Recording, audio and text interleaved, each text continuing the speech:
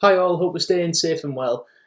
Today we're going to have a look at the next of the anthology poems. Now this one is a strange one when you look at the anthology, as it is much longer than a lot of the other poems, and it is very different in tone to a lot of the other poems. We're going to have a look at Robert Browning's Porphyria's Lover. Now this is a really interesting poem because it sort of straddles lots of different ideas. It has its roots in romantic poetry, looking at the idea of romantic imagery and a traditional relationship, but it also has lots of really sort of dangerous undercurrents about the hypocrisy of Victorian relationships and society and the darkness that's hidden within people. So Browning's a really interesting poet when we look at this. We look at the contrasts that he makes between traditional romantic imagery and the way in which that is distorted by Porphyria and her arrival in the poem. It's a really interesting one. It is one that's quite intimidating in the sense of how long it is, but when we look into the detail of the imagery, which is the big part of this poem, it actually starts to make a lot of sense. And if you understand the context of what Browning is trying to do here, then it makes the poem a lot easier to understand. So I hope today is really useful for you.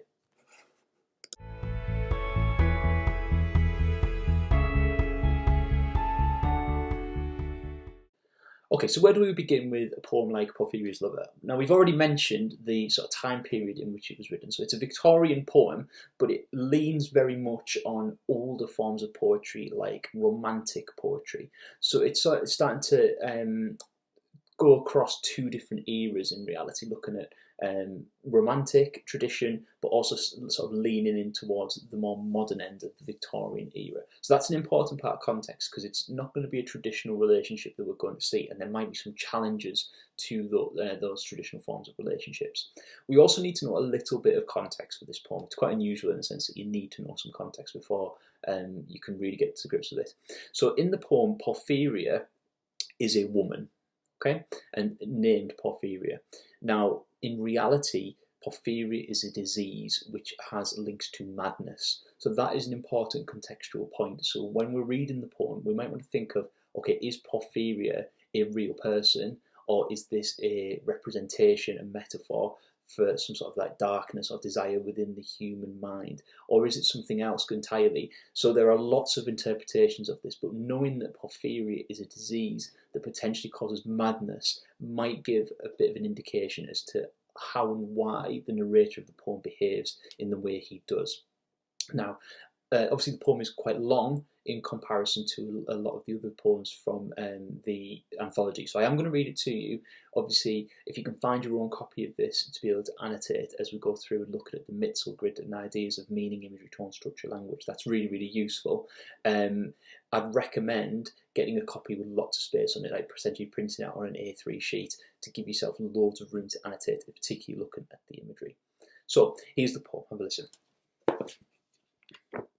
The rain set in early tonight. The sullen wind was soon awake. It tore the elm tops down for spite, and did its worst to vex the lake. I listened with heart fit to break, when glided in Porphyria straight. She shut the cold out and the storm, and kneeled and made the cheerless grate blaze up and all the cottage warm. Which done she rose, and from her form withdrew the dripping cloak and shawl, and laid her soiled goods by, untied her hat, and let the damp hair fall. At last she sat down by my side, and called me. When no voice replied, she put my arm around her waist, and made her smooth white shoulder bare, and all her yellow hair displaced, and stooping made my cheek lie there, and spread over her yellow hair, murmuring how she loved me, she too weak for all her heart's endeavour to set its struggling passion free, from pride and vainer ties to sever, and give herself to me for ever. But passion sometimes would prevail, nor could tonight's gay feast restrain a sudden thought of one so pale, for love of her, and all in vain. So she was come through wind and rain, but sure I looked up at her eyes, happy and proud. At last I knew Porphyria worshipped me. Surprise made my heart swell, and still it grew, while I debated what to do. That moment she was mine fair, perfectly pure and good. I found a thing to do, and all her hair in one yellow string I wound 3 times her little throat around, and strangled her. No pain felt she. I'm quite sure that she felt no pain.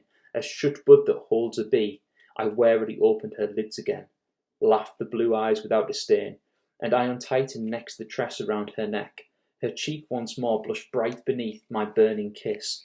I propped her head up as before, only this time my shoulder bore her head which droops upon it still. The smiling rosy little head, so glad it in its utmost will, that all it scorned at once is fled, and I its love am gained instead. Porphyria's love, she guessed not how, her darling one wish would be heard, and thus we sit together now, and all night long we have not stirred, and yet God has not said a word.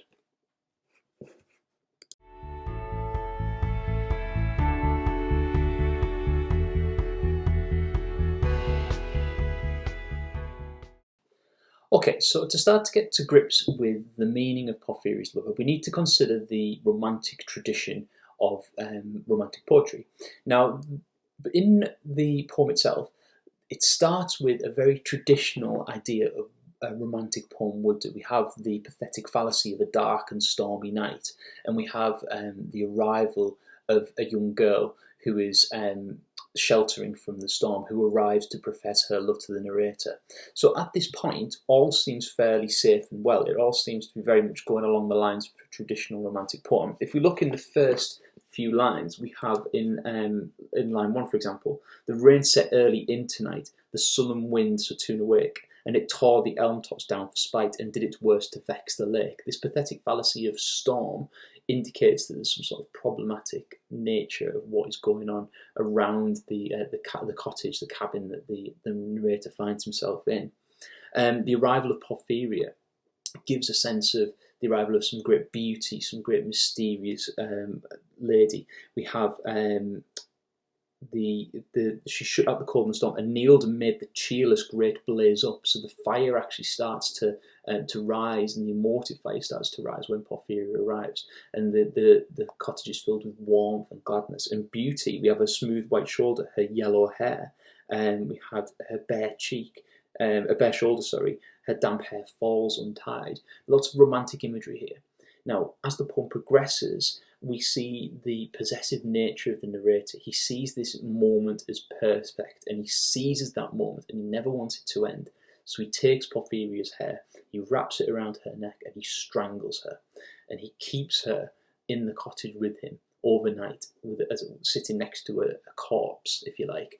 And the meaning of the poem, the interpretation of the poem completely shifts. So we go from this opening where it's very romantic and very traditional in its sense, and then later on we have a much more grim and possessive relationship that occurs. And obviously the narrator himself is very much disturbed in the sense of he's willing to commit murder to keep that moment perfect. At the very end of the poem, we have a sort of reflection on society as a whole, and the poet reflects on how he's been sitting with this corpse all evening and yet has not been punished by God. God has not punished him. So is this a challenge to religion? Is this a challenge to society? Is this a challenge saying, I can do what I want in these relationships? Obviously, tying it back to our contextual understanding of Porphyria as being linked to madness, the poet's actions obviously come across as mad and come across as very disturbing to us as readers. So lots of interesting meanings here. We have the idea of Porphyria arriving in the storm, whether this is a literal representation, this is a real person, or whether this is romantic desire, or if this is representing something else. So it's up to us as readers to interpret this poem in lots of different ways. But essentially the meaning of the poem is the arrival of the character in this storm and the narrator's murder of her.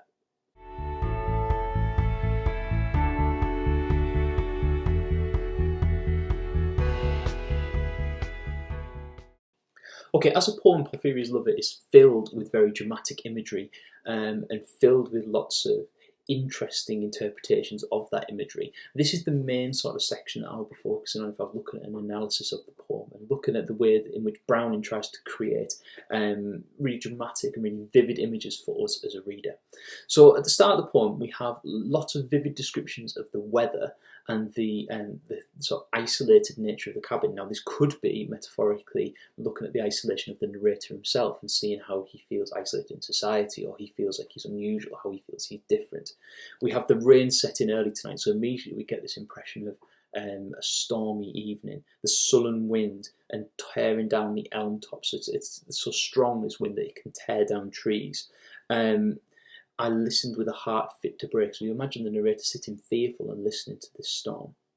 Now, the second sort of key set of images we have is the arrival of Porphyria and the descriptions of the Porphyria that the narrator gives. We have that she glided in straight, so that she's presented as a sense of elegance. She shut out the cold and the storm. So Porphyria comes across as someone who can solve these problems for the narrator, someone who is gentle and caring and kind. She kneeled to make the cheerless grate blaze up, and suddenly the cottage becomes very warm and very welcoming and inviting compared to the wild and wet and windy pathetic fallacy that we saw earlier on in the poem. We then get some sort of romantic and quite sexualized imagery, actually, about Porphyria's body. So the narrator describes withdrawing her dripping cloak and shorts. We imagine her taking off her wet overcoat and her hair being dripping wet. She laid her gloves untied and let the damp hair fall. So this quite erotic imagery of her getting herself warm and undressing after she arrives from the outside, from the storm. And then she sits down beside his side, and you can the image of she put my arm about her waist. So the narrator's been quite passive at this point, and Porphyria is taking control. She takes his arm and she puts it around her waist, and she makes her smooth white shoulder bare. So you can imagine her clothes like slipping off her shoulder. We can see her yellow hair being displaced. Her hair starts to fall onto his shoulder, and her cheek lies on his shoulder. Now, she's murmuring how she loved me, and she seems weak and she seems passive, but the narrator is allowing her to do these things. So the imagery of Porphyria essentially cuddling up to the narrator and showing off her feminine beauty is like a traditional classic romantic image. So far we have the storm and we have Porphyria being described in this sort of the beauty and the loving sort of romantic imagery of the start of this poem. Now, Porphyria promises to stay with him forever. She used the line, to set its struggling, to weak from all her heart's endeavour, to see its struggling passion free, from pride and vain ties to sever, and give herself to me forever, which is line 25. So Porphyria promises herself to the narrator. Now, what he realises, or what the poet comes to realise, is that Porphyria worshipped me, which is in line 33, and he wants to have this moment forever, for this moment to linger on and to stay in this moment forever. So that moment she was mine, mine fair, and we have this really vivid and really graphic image that starts on line 39. In one long yellow string I wound 3 times her little throat around and strangled her. No pain felt she, I am quite sure she felt no pain, as a shut bud that holds a bee.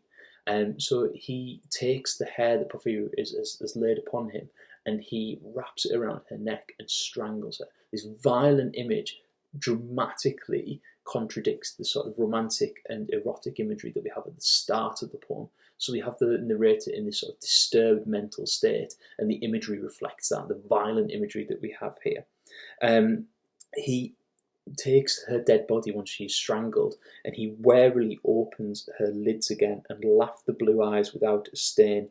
I unhinged the tress, untightened next the tress around her neck. Her cheeks once more blush bright beneath my burning kiss. So he opens her eyes and sees after her eyes were closed because she's died, and opens and sees the blue eyes, unwraps the hair around her neck, and her face blushes red once again, looking as if she's alive almost. So this violent, again, and dramatic imagery is really, really significant to the poem.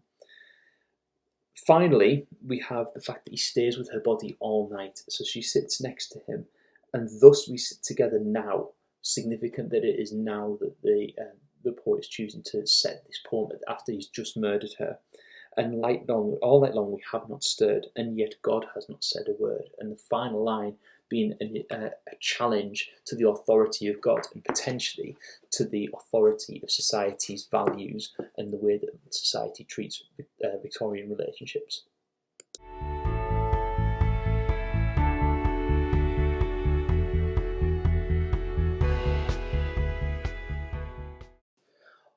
So tonally, this is a very, very interesting poem, and it will take a few readings for you to really understand what the poet is trying to express and what the poet is trying to get across. Now, we have a poem that is full of juxtapositions, it's full of contradictions. We have this contrast between love and violence, and the idea of lust and passion, and the idea of control and being passive. All of these contrasts are built into the tone. So the first thing I would be considering is the narrator's mental and emotional state. The first sort of third of the poem, the narrator doesn't really do anything. He's simply sitting and waiting in this cabin, and it's all about Porphyria. The descriptions are all about Porphyria and the actions that she does. The narrator only really springs to life in the action of choosing to kill Porphyria, which is about 2/3 of the way through the poem. So we have this dramatic shift in tone and dramatic shift in attitude. We have the idea of potentially a challenge to traditional Victorian values. Now, the first third of the poem would be a traditional romantic poem. We have the arrival of the beautiful girl in a stormy night to save the day, to reconcile with her lover. But the next section, with the contrasts of death and the connotations of madness associated with Porphyria, and the poet's the narrator's choice to sit with a corpse for the evening, suggests this deeply disturbed and deeply twisted version of a relationship that's not quite right, that doesn't really fit with the expectations of society. So tonally, some really, really interesting ideas here.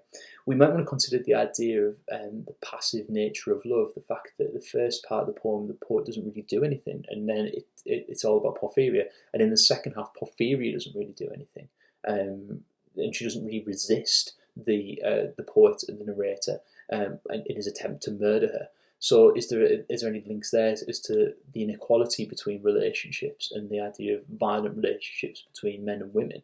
Could we potentially look there? We could also have a look at the way the poet is almost mocking God towards the end of the poem, the fact that he says that God has not punished him for his actions. He knows that he's done something wrong and something evil, and yet no punishment has been dished out to him. So he feels like he's invincible. He feels like he can take on God's laws. He can challenge the views of society and the way that society has been built around him. So lots of really interesting layers of tone in this poem. Is the poet critiquing Victorian society? Is the poet critiquing traditional relationships? Is he critiquing over sexuality? Is he challenging the way in which relationships are portrayed as a whole? There's lots of really interesting layers to peel away there.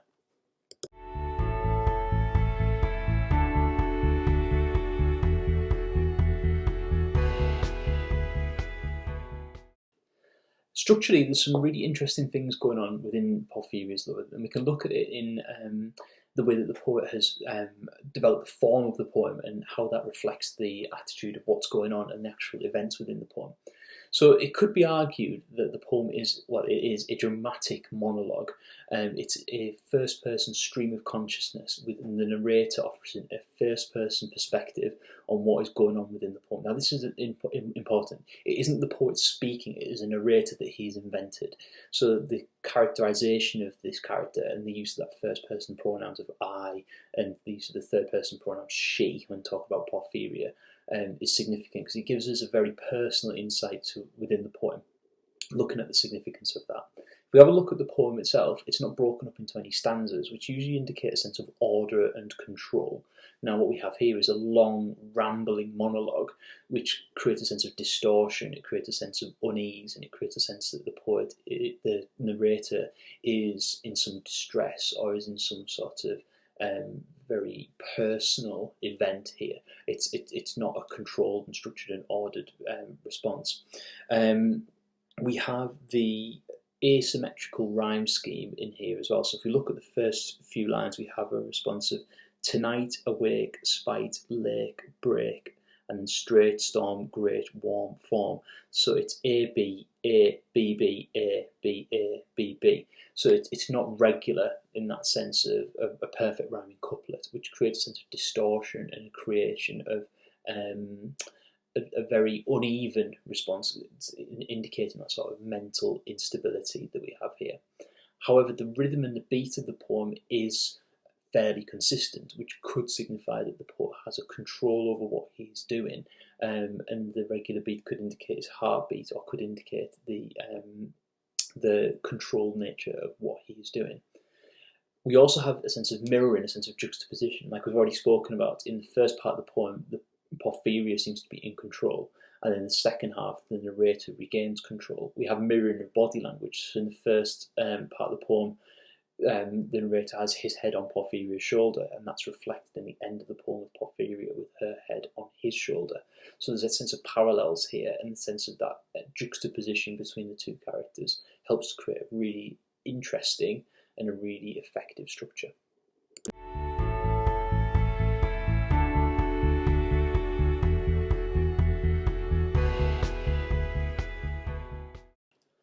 With language, there's obviously a huge amount of techniques being used within this poem. It's quite a lengthy poem, so to go through all those techniques would take forever. So I'm only going to focus on a few sort of core techniques that I think might be quite interesting. We've already spoken at length about imagery, so I'm not going to touch on that too much, but essentially revisit that section of the video, having a look at the imagery of the weather and the use of pathetic fallacy. That's a really significant image. The use of the imagery of Porphyria, the sexualized imagery of Porphyria, and the very violent imagery of her death, that would be quite a significant thing to look at. A technique that you might want to consider looking at the use of the lines is enjambment. So enjambment's used throughout the poem in several different instances.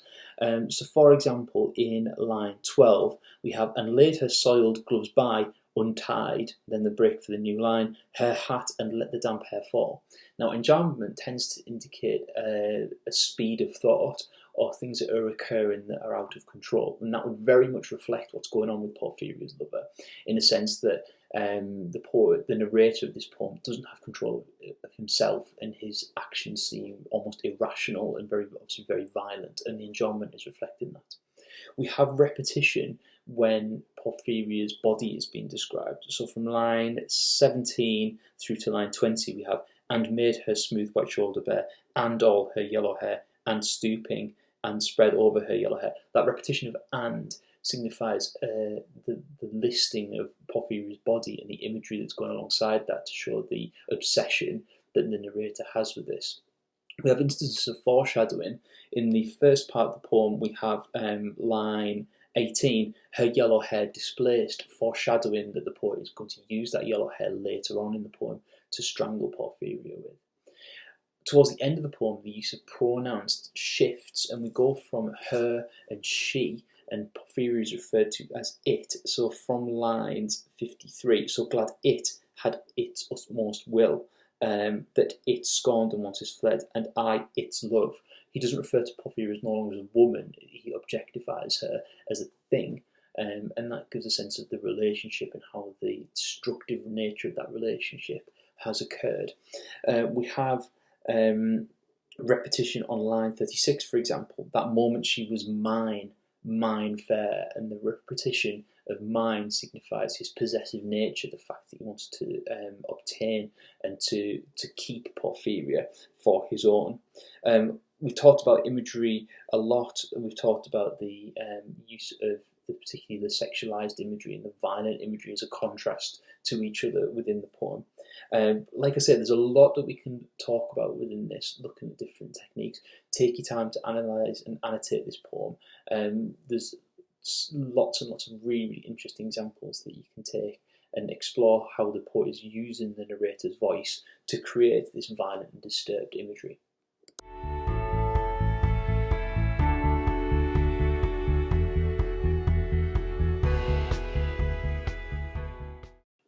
Okay, so the first step with this poem has to be to read it several times and to annotate and to have a look at all the different ideas and the techniques.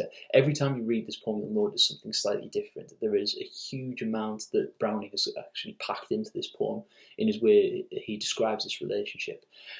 Moving on from that, I would use this video to complete your own Mitzel grid, looking at those 5 strands of meaning, imagery, tone, structure, and language. They're the cornerstones of analysis of any poem.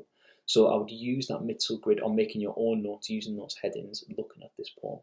And then finally, if you were looking at an effective comparison, one way you could use Porphyria's Lover is to look at the idea of a destructive relationship or the mistreatment of women. And a poem that compares really nicely to this is The Farmer's Bride. So if you have a comparative piece that you like to look at, or a comparative table, looking at the idea of violent imagery and certainly about control, then The Farmer's Bride is a really, really useful one to have a look at and compare. Until next time, if you have any questions, obviously you can put it in the comments. But take care and I hope we're all staying safe.